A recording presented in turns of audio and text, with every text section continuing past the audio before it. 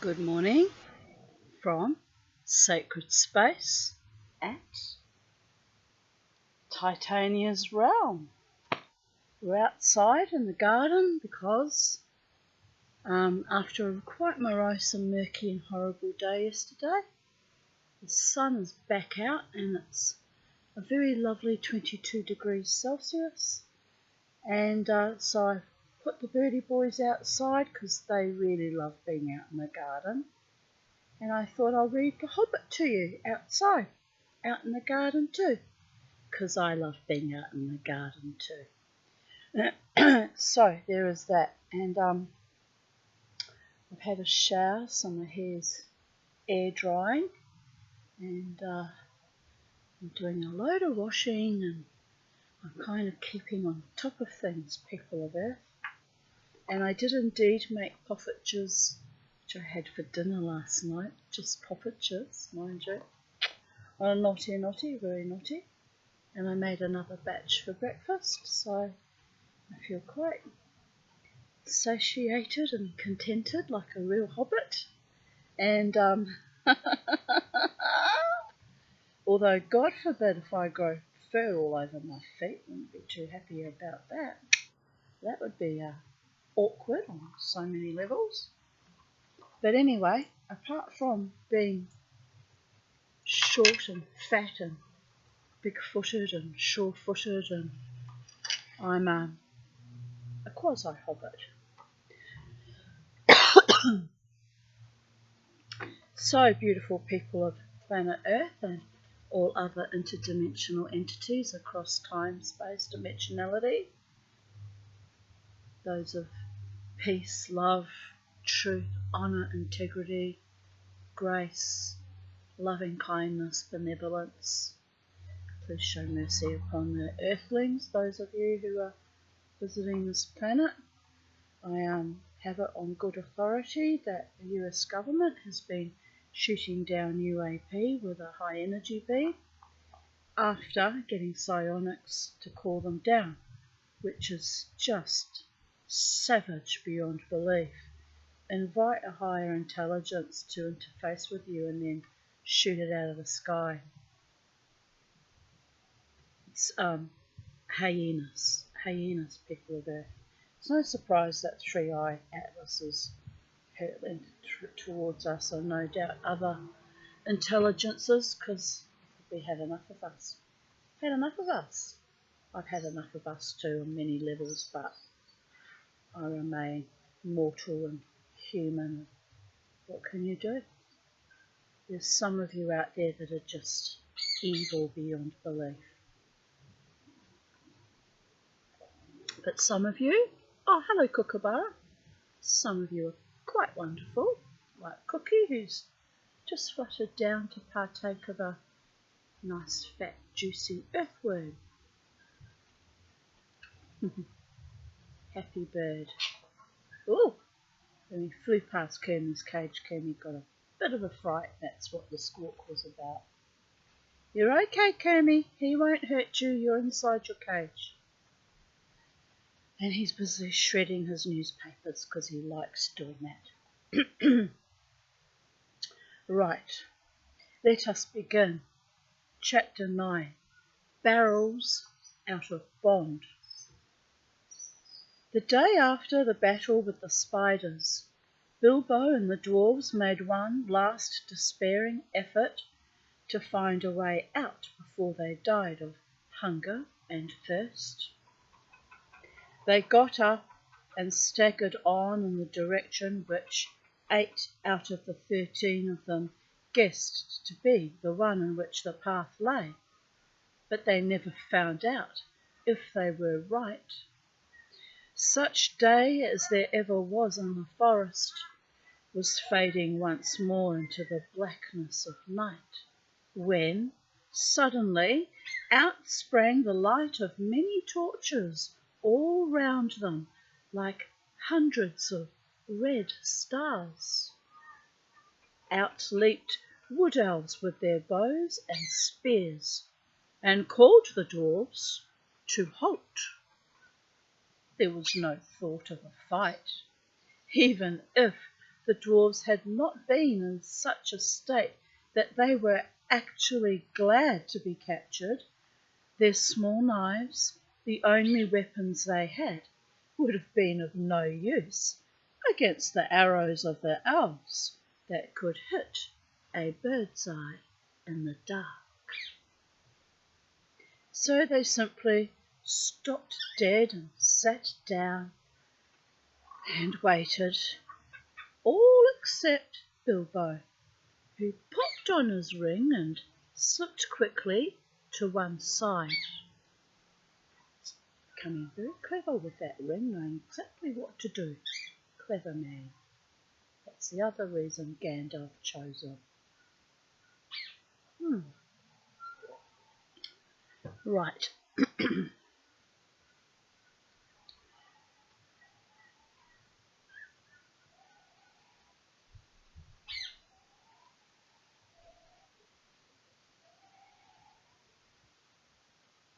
Two kookaburras having a bit of an argument.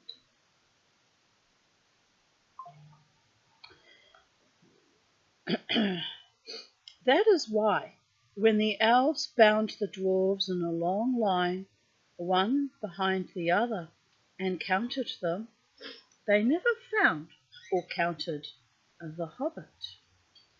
Nor did they hear or feel him trotting along well behind their torchlight as they led off their prisoners into the forest.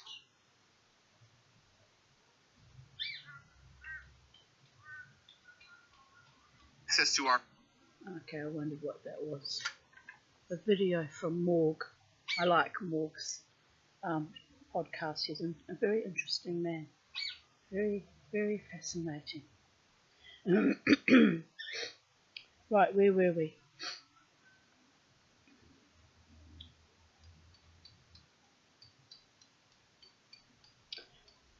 Nor did they hear or feel him trotting along well behind their torchlight as they led off their prisoners into the forest.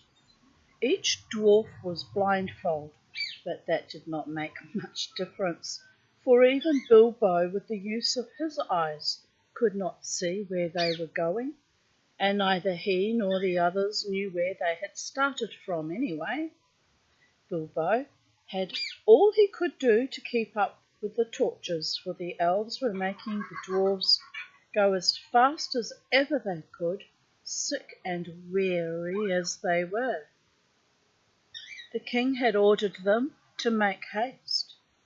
Suddenly the torches stopped, and the hobbit had just time to catch them up before they began to cross the bridge. This was the bridge that led across the river to the king's doors. The water flowed dark and swift and strong beneath, and at the far end were gates before the mouth of a huge cave that ran into the side of a steep slope covered with trees. There the great beeches came right down to the bank till their feet were in the stream.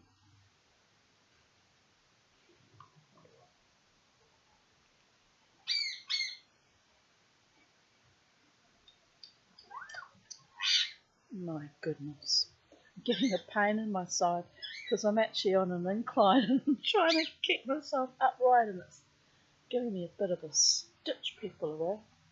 I might have to move my chair. It's what I did yesterday, the day before yesterday, wasn't it? Yes. Why am I torturing myself? Let's just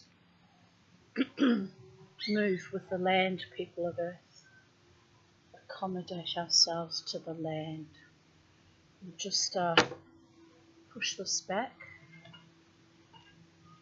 and turn this around a bit so we're front on.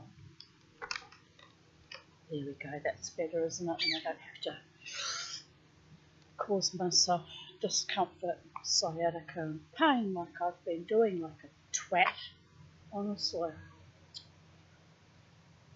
Anyway, where were we? Across this bridge, the elves thrust their prisoners, but Bilbo hesitated in the rear. He did not at all like the look of the cavern mouth, and he only made up his mind not to desert his friends just in time to scuttle over at the heels of the last elves before the great gates of the king closed behind them with a clang.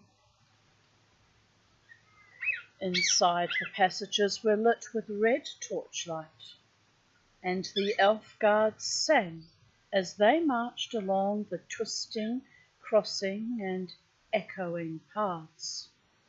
These were not like those of the goblin cities. They were smaller, less deep underground, and filled with a cleaner air. In a great hall with pillars hewn out of the living stone sat the elven king on a chair of carven wood.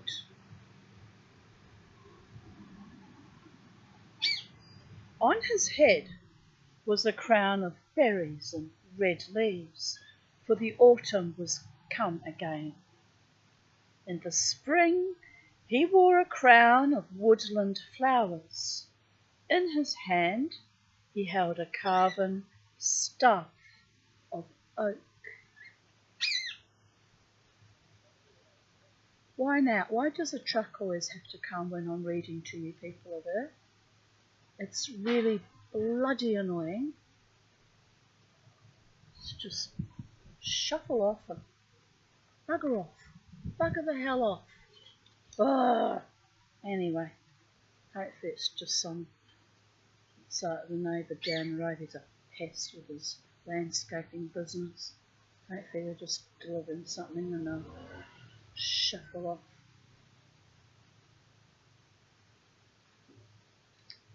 Right. The prisoners were brought before him, and though he looked grimly at them, he told his men to unbind them, for they were ragged and weary. Besides, they need no ropes in here, said he. There is no escape from my magic doors for those who were once brought inside.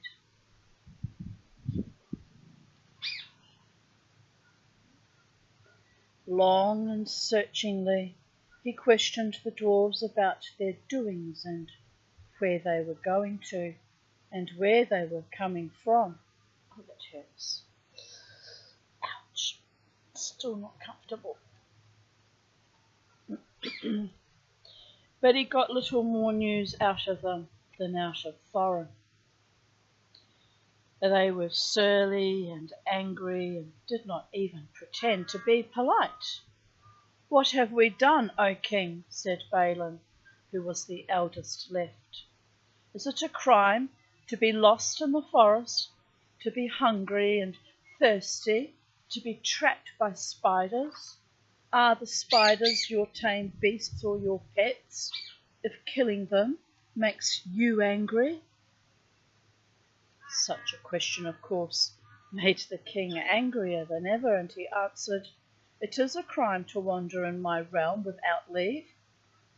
Do you forget that you were in my kingdom, using the road that my people made? Did you not 3 times pursue and trouble my people in the forest, and rouse the spiders with your riot and clamour?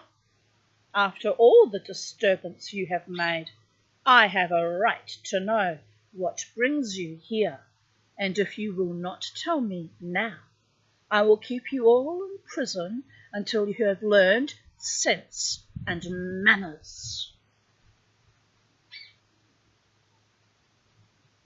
Then he ordered the dwarves each to be put in a separate cell and to be given food and drink, but not to be allowed to pass the doors of their little prisons until one at least of them was willing to tell him all he wanted to know. But he did not tell them that Thorin was also a prisoner with him.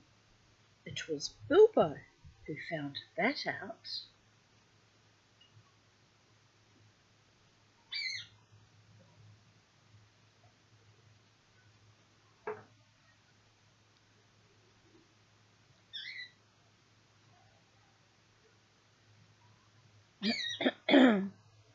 Poor Mr. Baggins.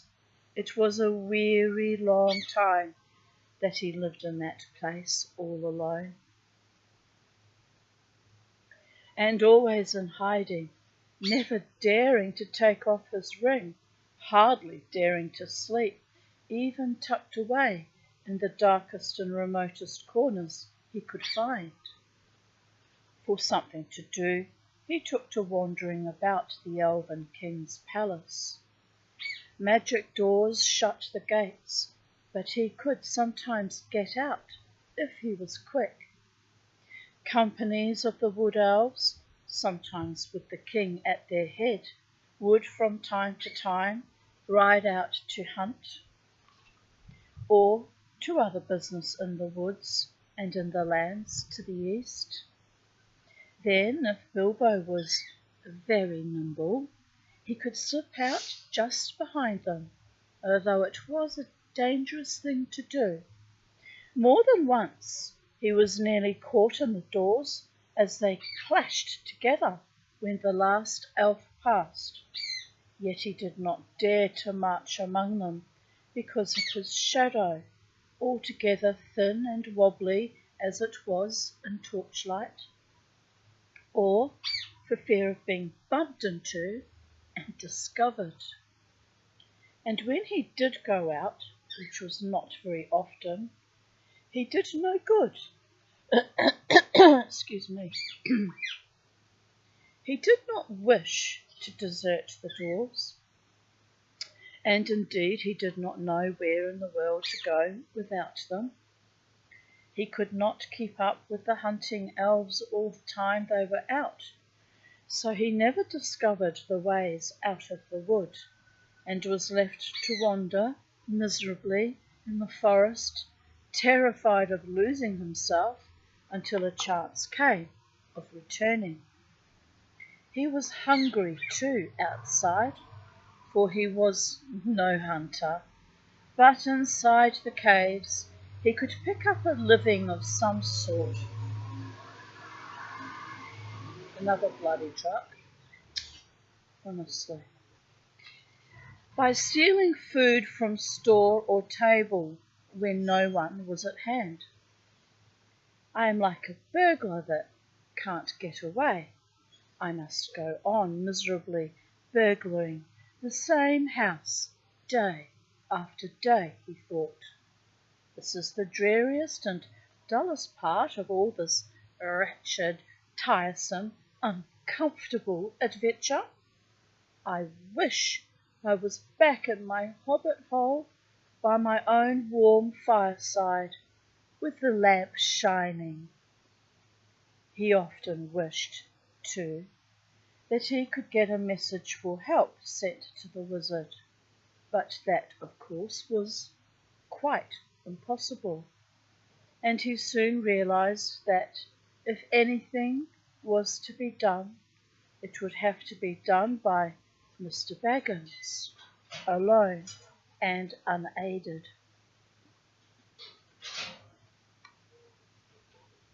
Eventually, after a week or two of this sneaking sort of life, by watching and following the guards and taking what chances he could, he managed to find out where each dwarf was kept. He found all their 12 cells in different parts of the palace, and after a time he got to know his way about very well.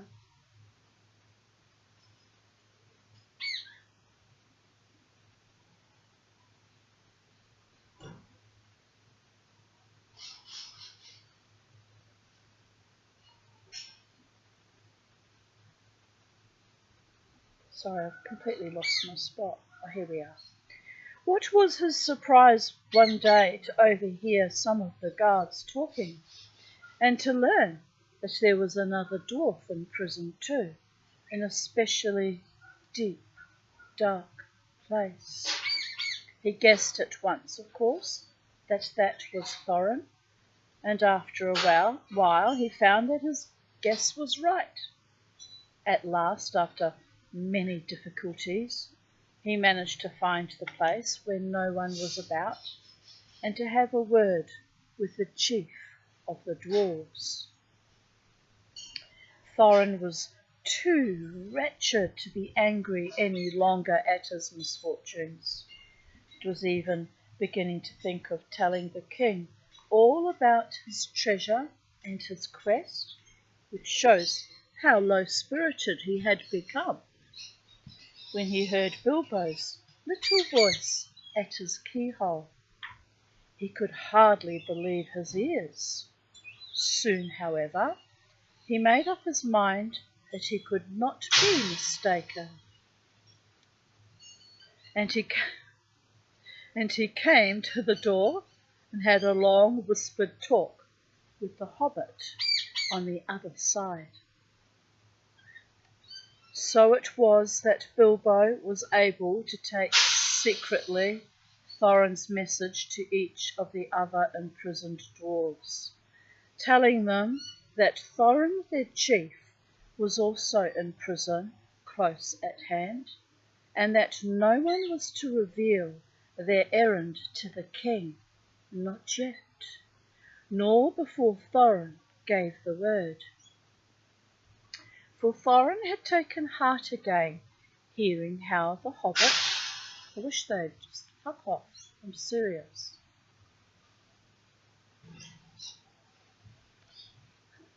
Might have to take us inside, because workmen, attention seekers, you understand.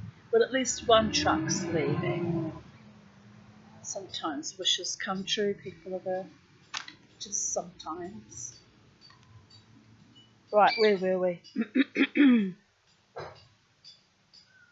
For Thorin had taken heart again, hearing how the hobbit had rescued his companions from the spiders, and was determined once more not to ransom himself with promises to the king of a share in the treasure until all hope of escaping in any other way had disappeared, until, in fact, the remarkable Mr. Invisible Baggins, of whom he began to have a very high opinion indeed, had altogether failed to think of something clever.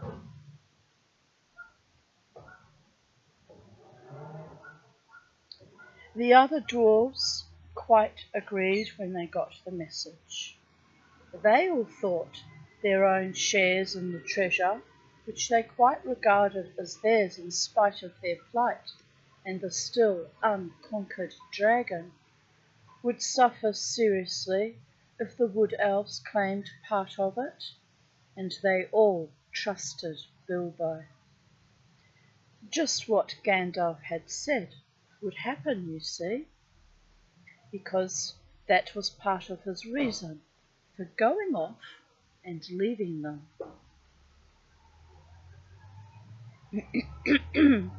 Bilbo, however, did not feel nearly so hopeful as they did.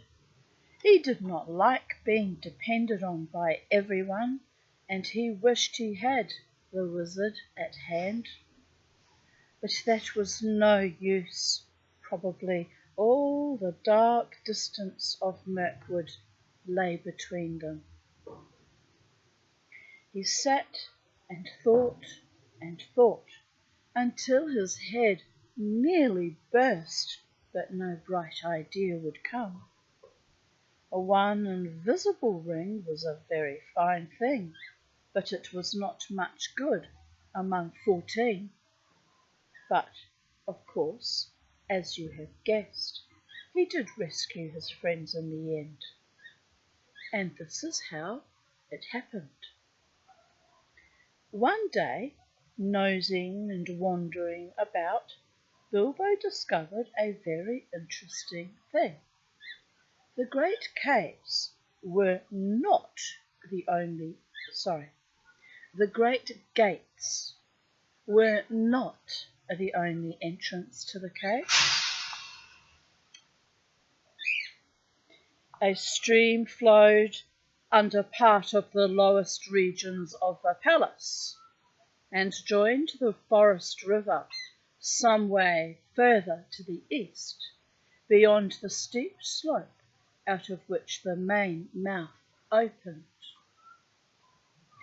Where this underground watercourse came forth from the hillside, there was a watergate. There the rocky roof came down close to the surface of the stream, and from it a portcullis could be dropped right to the bed of the river to prevent anyone coming in or out that way. But the portcullis was often open, for a good deal of traffic went out and in by the Watergate.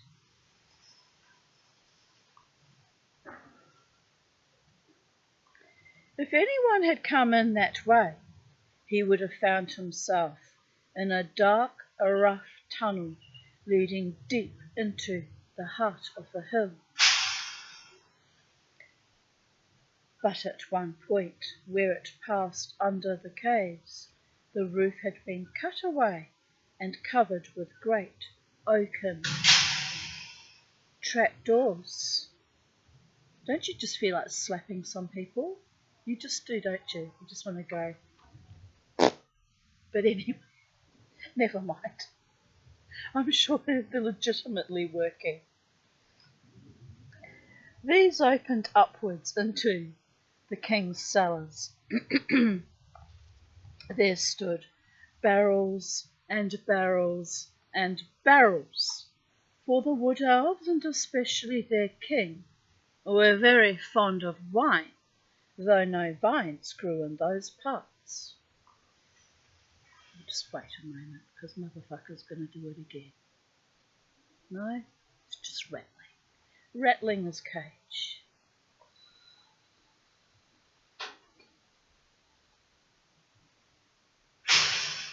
Aha.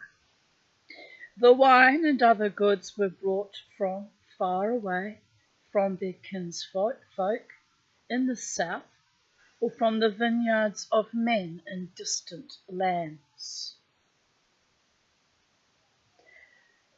Hiding behind one of the largest barrels, Bilbo discovered the trapdoors and their use, and lurking there, listening to the talk of the king's servants, he learned how the wine and other goods came up the rivers or over land to the long lake. It seemed a town of men still throve there, built out on bridges far into the water as a protection against enemies of all sorts, and especially against the dragon of the mountain. From Lake Town the barrels were brought up the forest river. Often they were just tied together like big rafts and poled or rowed up the stream. Sometimes they were loaded onto flat boats. When the barrels were empty, the elves cast them through the trapdoors, opened the water gate, and out the barrels floated on the stream, bobbing along until they were carried by the current to a place far down the river, where the bank jutted out, near to the very eastern edge of Mirkwood. There they were collected and tied together and floated back to Lake Town, which stood close to the point where the forest river flowed into the long lake.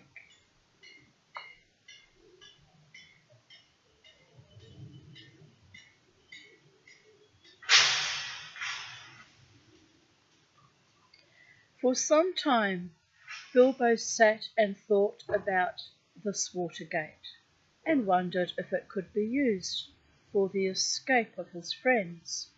And at last he had the desperate beginnings of a plan. The evening meal had been taken to the prisoners.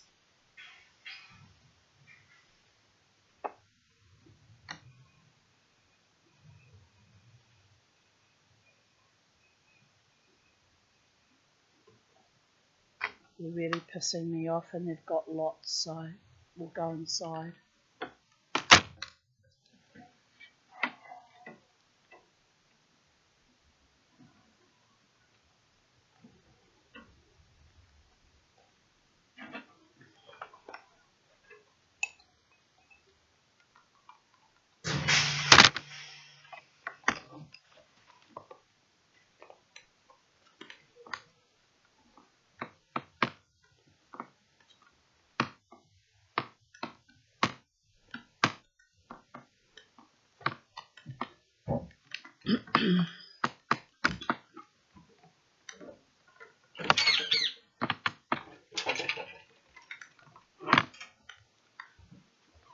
Always some arsehole to fuck up a nice day, isn't there?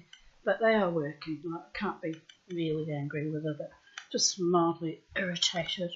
Because we were having such a lovely time in the garden till they decided to do what they're doing. Anyway, here we go, people of Earth. Just carefully pop this down.